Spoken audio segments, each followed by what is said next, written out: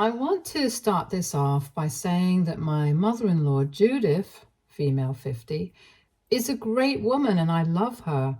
What has happened is completely out of character for her, which is why I've come to Reddit for advice and to rant. I got married to my husband Arthur, male, 31, 3 years ago. It's a very happy, loving, stable marriage, so I have no complaints there. To make better sense of what happened, it's important to know his past and family. Judith, my mother-in-law, had Arthur very young when she was only 18. Her parents didn't help her out, and she was disowned by her family and ostracized from the community for getting pregnant before marriage.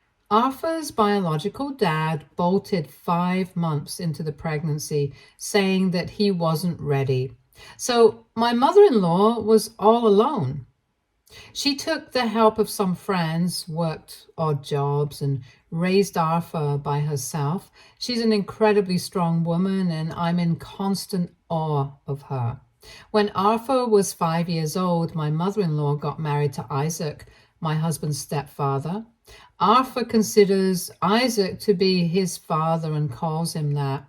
From what I've heard of him, he was a great parent to Arthur and never once made him feel like he wasn't his own. I've only heard heartwarming and positive stories about him, and my husband has great memories of his father. Isaac died when Arthur was 15. It happened suddenly, and neither my mother-in-law nor Arthur saw it coming from what I know. Mother-in-law never really recovered from the shock. Moreover, both mother-in-law and Isaac had ordinary jobs, meaning they didn't pay well. They had limited savings, and his death put my mother-in-law in a tough spot. They somehow managed to make their way through the next few years. Then, after school, Arthur got accepted into a Tier 1 college with 100% scholarship. This made things better for both him and mother-in-law, and it kind of set up his future in a way that he would be able to climb out of the rungs of the lower class and build a better life for himself. Both my mother-in-law and I are insanely proud of Arthur for what he's achieved, considering where he came from. And to his credit, he always acknowledges the sacrifices that his mother and father made for his education, and that he'd be nowhere without their help. My story is the complete opposite of my husband's. I'm the daughter of first-generation immigrants who are obscenely rich. I come from an opulent and renowned business family, and 4 generations of my family have been in this business.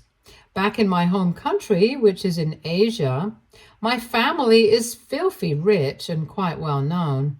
My father was sent to the US to expand the business, which he was able to do successfully. My parents' marriage was arranged by my grandparents, and it's been a happy marriage, if I can call it that. Basically, I was born into money. I was made extremely aware that I'd always have a lot of money at my disposal, so I didn't really need to work hard. I was always very free to follow my passions and was given the freedom to choose whatever career I wanted, if any. I've always had an affinity for the arts, so I chose to be a visual artist. It doesn't generate much income, but I have a trust fund, so I'm never strapped for money, and I don't think I ever will be.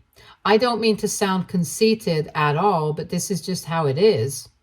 Added to this, when I was 19, about 9 years ago, I got a huge amount as a settlement in a discrimination lawsuit. I'm not allowed to divulge details, but I'm a woman of color, and I was treated horribly by someone in a position of power. I decided to take the legal route, and I ended up winning and getting a huge amount. My father helped me get started with all that money. Instead of spending it, we bought 2 properties and put them on rent.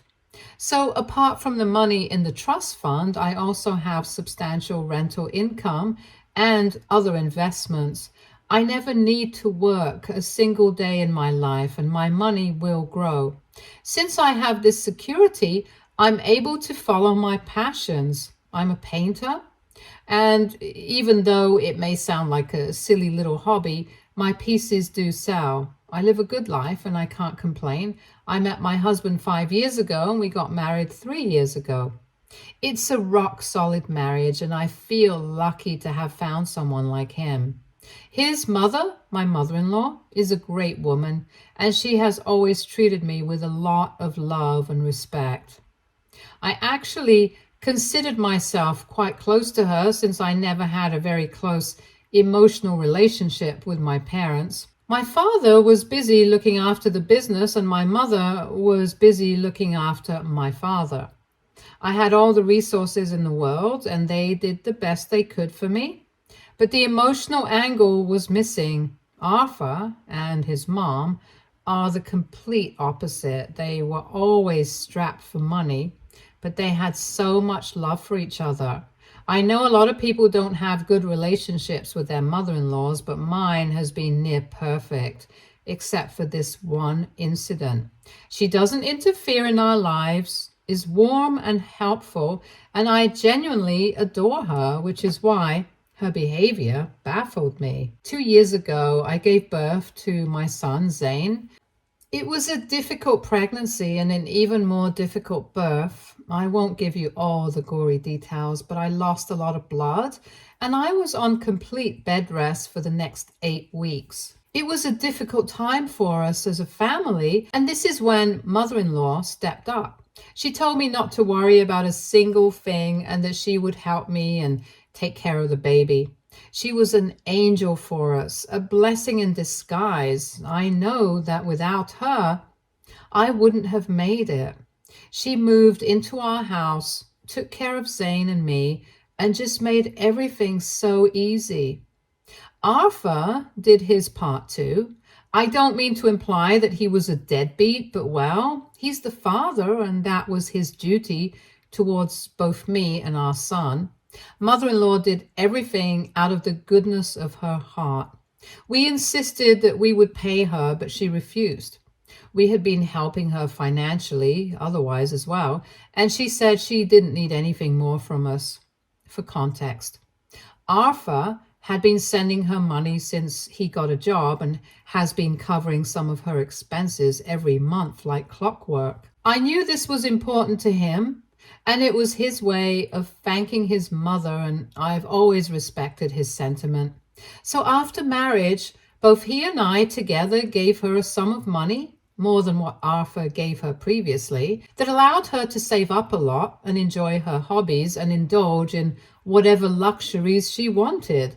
She never asked for a single penny, and both Arthur and I did what we did because we thought it was the right thing to do. In the marriage, even though Arthur is the one who works in the traditional sense, I bring in more money because I'm generationally loaded. Before I married him, some people told me that he was marrying me for the money, but I know my husband enough to vouch for his intentions. He's never eyed my money, and I have no reason to doubt him. This is also why I felt no qualms at all about spending money on mother-in-law. And once Zane was born and she helped me out so much, there was nothing to be suspicious of anymore. The money continued, and I want to reiterate that she never asked for a single penny. Gradually, however, she started making a few jokes here and there. Things like how she would retire soon because her son had married into money, or that she would soon be one of those rich mother-in-laws and maybe even start a TikTok with me. Harmless stuff said in jest, or so I thought. That's how I took it too. I thought she was joking. She always said it humorously and never gave us an inkling that she was angling for more. And to be honest, even if she was, I didn't mind. She's my family. If she needed money, I'd give it to her. If she wanted money, I'd give it to her. She never asked, and she never seemed entitled. It was just a few jokes here and there, and only within close family or amongst us four, so I never thought much of it, and it never raised any eyebrows. Now, onto the issue. My mother-in-law turned 50 this year, and Arthur and I wanted to give her a nice gift. My mother-in-law has always lived in rented houses all her life. Arthur and I decided that I had enough money for a significant down payment on a house, and this would be our gift to her. My rental income from my other properties was enough for the mortgage plus some extra. So it wouldn't really dent how we were living right now. Plus, Arthur had been planning on doing this for her when she turned 60. Given my money, we were able to push it back by 10 years, and I was happy to do this for her. I had planned this for her ever since she helped out with Zane. Ever since then, I have tried and got more information on her dream house, what she would want, what she would prefer, and things like that. I always tried to be discreet, and I gradually gathered enough information to get a house built according to her liking. So we bought the property and gradually modified it over the next few months to suit her needs. For instance, my mother-in-law always wanted to adopt a cat, so we made sure to include a small space for a cat. It wasn't a sprawling space. It was a 2-bedroom unit with ample ventilation and greenery. Not massive, but also not tiny. It was almost 100% equal to what she was looking for. Plus, we had to be very secretive and sneaky with the planning and modifications. This was to be a surprise for her, and we would give her the keys to the apartment on the day of her birthday. It was all planned well in advance, and both Arthur and I were very excited about her reaction.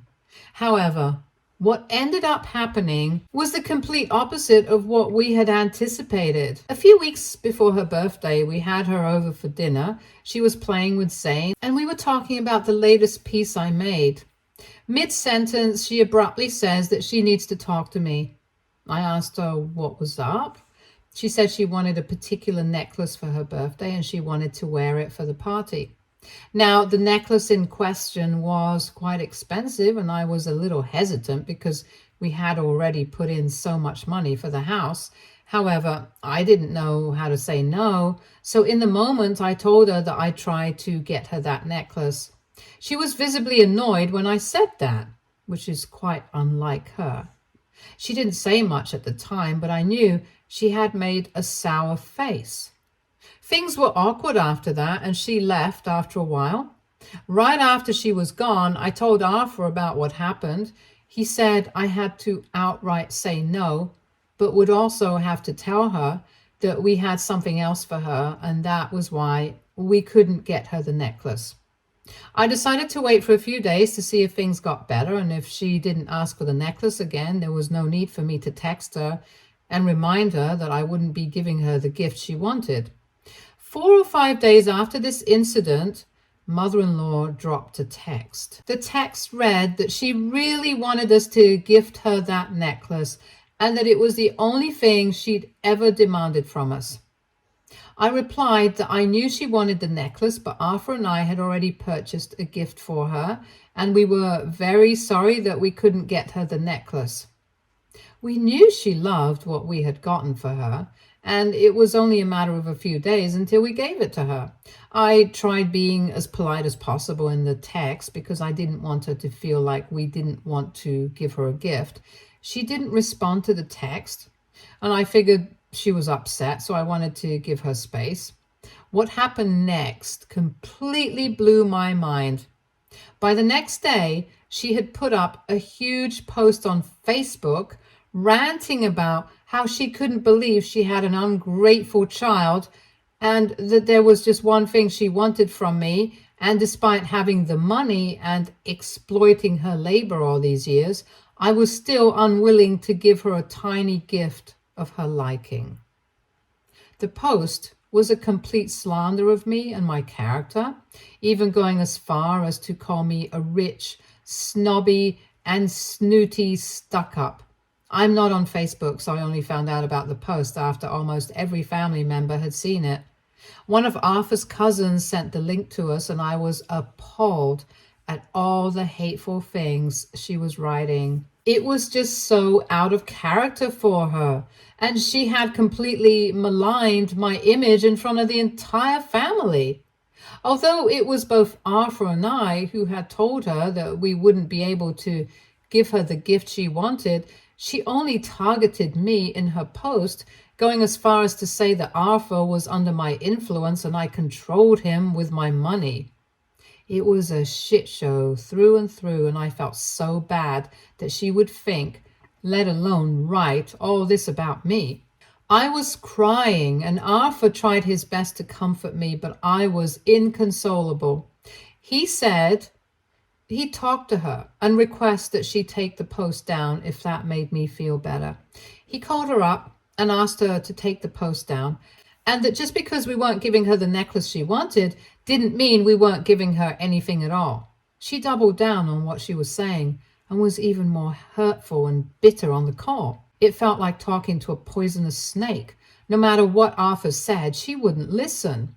She also said she wouldn't take down the Facebook post and that she didn't want to associate with a hateful woman like me ever again.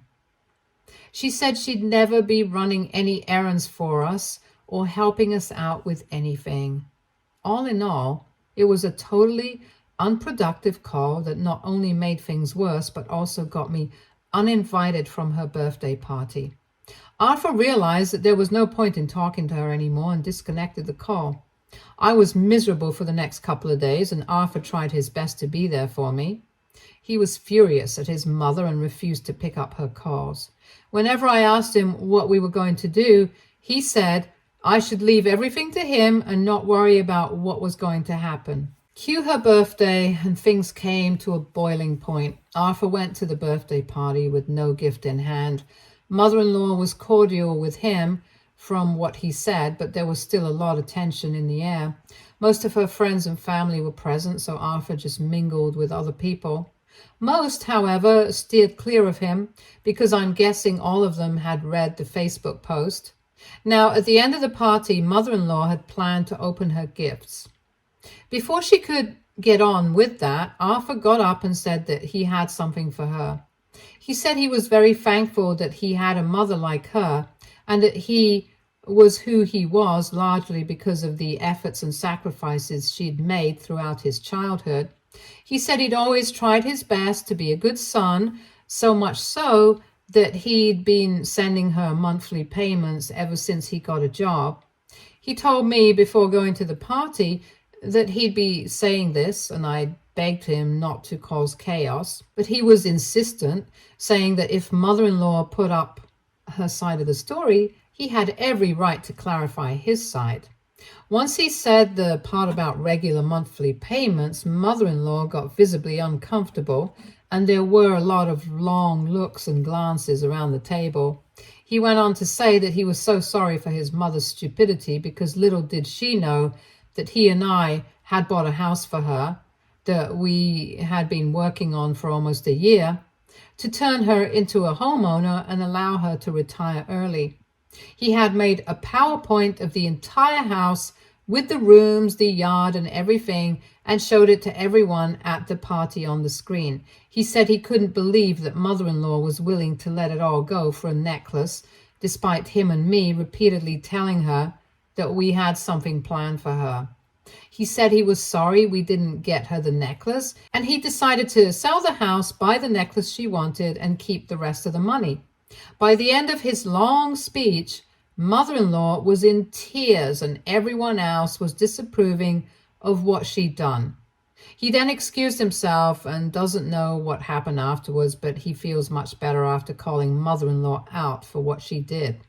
I don't know where I stand with all this because I'm generally not a very confrontational person, and I do feel bad for her, but I also think she went a little too far with the Facebook post. A cousin of his has been trying to get in touch with me, but I haven't returned her calls yet. I don't know what we're going to do, but I just want the drama to be over. Update 1. I have a small update, and even though it's relatively minor and not nearly as dramatic as Reddit would want, Arthur and I decided that we're going to put the house up for rent. It's a beautiful property. The interiors are new, and we were very meticulous in ensuring there should be no hurdles for mother-in-law. I genuinely feel this house has the potential to fetch us a great sum and be a source of regular income for us. We listed the flat 2 days ago, and we already have some queries. We'll be taking our time in deciding who to rent it to because we want decent tenants who will be trouble-free. My mother-in-law hasn't reached out to us yet, and I don't think she will. The public humiliation and embarrassment she's faced will stick with her for a long time. I had told Arthur to go soft on her and maybe tell her in private, but he was furious with her because of how she treated me. He said that she chose to make everything public and slander me on social media, so he was going to make everything public too. He even said she should be grateful he did it in front of friends and not on social media for the entire world to see. Some of his cousins have reached out. One section of them has called us out for ruining a milestone birthday and creating a spectacle of it all. Another section, on the other hand, supports us and says that she should have known that she's lost in her greed and pettiness. I don't really pay much heed to these messages because, frankly, I don't have the energy for this drama that's erupted into a volcano for no reason at all. I just want to stay away from it all. But I know that's not a possibility. My mother-in-law is going to get in touch with us someday. I just hope it's not for a long time. We can't keep her out of Zane's life. She's been a good grandmother to him and has been there for him ever since he was born. So this stalemate has to end one day. I just hope and pray I get some peace and quiet before I'm ready to deal with all of this again. Update 2. I read all of your comments and they've been very helpful. I've always been a non-confrontational person and I've never liked fighting or not being in contact with people I'm close to. Reddit made me realize that what Arthur did was the right thing, even though it ruined my mother-in-law's birthday. We've gone above and beyond to ensure she lives a good, comfortable life, even though we, especially I, don't owe her that. I bought that house for her out of the goodness of my heart and because of the bond we shared. But she completely sullied it because she couldn't take no for an answer. I also realized that this has been the only time she's asked for something that hasn't been given to her. She's never had to ask us for anything. We do it ourselves before the chance even arises for her to ask. Whether she feels entitled to getting everything she wants, I don't know. But her reaction to a polite no was unexpected and can't be overlooked any longer. This brings me to the actual update. The house has been rented out. We gave it to a newly retired couple and their 2 pets, 1 dog, 1 cat. They seemed very pleasant and both Arthur and I have a good feeling about them. The lease has been signed and they'll be moving in very soon. I'm glad they have pets because we made tiny areas in the apartment, keeping my mother-in-law's wish of adopting a cat in mind. Thankfully, all that effort won't go to waste. While this was happening on one hand, there's been a dramatic turn of events on the other. Mother-in-law reached out to us. By us, I mean Arthur. At least she started that way. In the initial few messages, she acted as if nothing was wrong at all. She wanted to brush everything under the rug and pretend there had been no fight whatsoever. But Arthur wasn't having it. He was very cold and curt in his replies, and I think she understood that there was no wriggling her way out of this one. She then finally asked him to come over with me so we could talk it out. Arthur said he'd talk to me and let her know.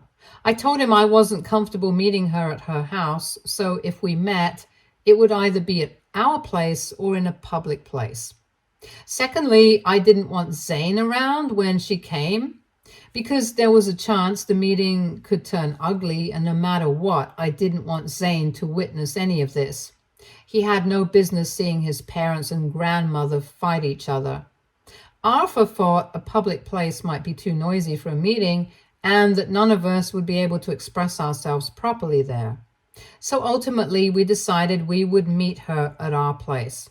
When the same was relayed to her, she was adamant at first, but ultimately gave in because we gave her no room for negotiation. She came over, and initially it was very awkward. Then, instead of apologizing for her behavior, or at least acknowledging her role in the entire chaos she caused, she had the audacity to ask me for the keys to the house. That's when I knew that all of you were correct, and she was greedy from the inside. I couldn't help but laugh in her face when she said that. She turned red with embarrassment. I tried to remain as dignified as possible and said that we had unfortunately rented the property out to someone, but we'd be giving her the necklace as requested. She looked at Arthur as if waiting for him to call out my bluff, but he just shrugged. That's when she started saying we couldn't do this to her, and the house was hers because we had bought it for her birthday, and that she was being gracious by still accepting the offer, considering we ruined her 50th birthday. I didn't know what to say to that. Neither did Arthur, because the next thing I know, he was ushering her out of the house. She refused to go and started screaming at him, saying that I had him completely under my spell and that I was a witch who'd taken her baby boy away from her. It was so cringe, it made me barf, if I'm being honest. I didn't even try to stop Arthur or get in between them. I just told her that I believed she'd overstayed her welcome and that her pretty necklace would be delivered to her as promised. As for Zane, she's free to meet him whenever she wants, but it will always be supervised.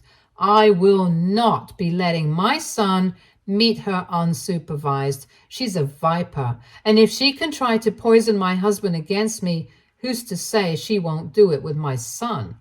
She ran away in tears after that, and I think both Arthur and I are blocked, so I don't think she's interested in meeting Zane anymore. The option is always open to her if she wants, but I'm done being the bigger person. Update 3. Hi everyone, I had logged off Reddit and forgotten about the account, so I'm sorry about that. The necklace was delivered to mother-in-law as promised. What she's done with it, I don't know. The monthly payments to her continue like before because whether we like it or not, she did raise my husband and did it really well and helped me when I needed her. She asked to see Zane a couple of times, but we're still firm on the part where we won't be letting her meet him unsupervised. She's unwilling to accept the condition, and if that's her hill to die on, so be it. I'm done helping her or trying to make excuses for her behavior. She dug this grave for herself, and if she can't put her ego aside to make amends with her only family, she's the one who's going to lose out. There will be no more updates because there's nothing else to share. I came here to rant, and I sincerely hope I don't have to go through something like this in my life ever again. Stay tuned for more stories from Argo Relationships.